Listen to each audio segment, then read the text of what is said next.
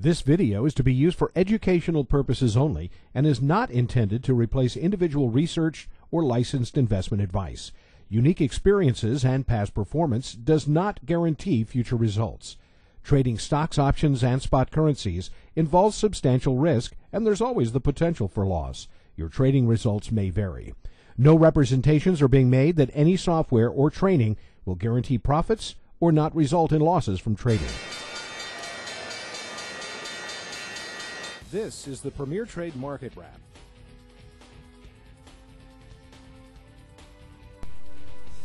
This is the Market Wrap on a Monday. I'm Jack Lott here on the James Dix Financial Network. J.P. Morgan Chase will begin absorbing Bear Stearns.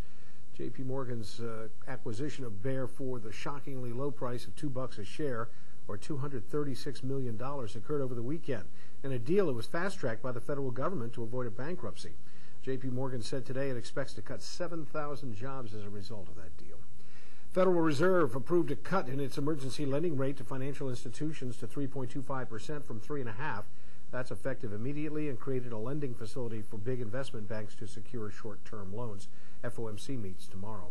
Treasury Secretary Paulson said that the Bush administration will do what it takes to stabilize chaotic markets and minimize the economic damage. President Bush met today with his advisory panel on financial markets, which includes Paulson and Fed Chairman Ben Bernanke.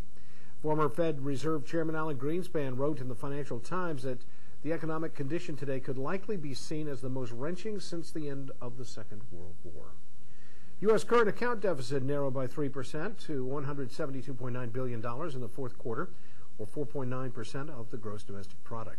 The Empire State Manufacturing Index fell to negative 22.2 in March. That's a record low reading. The index had fallen to a negative 11.7 in February from 9 in January. Industrial output in the U.S. dropped by 0.5% in February, largely a result of a weather-related 3.7% decline in utilities output.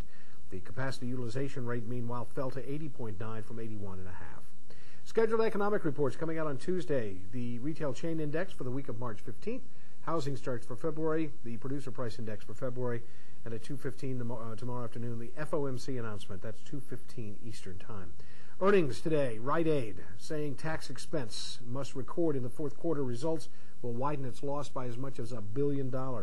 Rite Aid said the expense relates to accounting treatment of its deferred tax assets.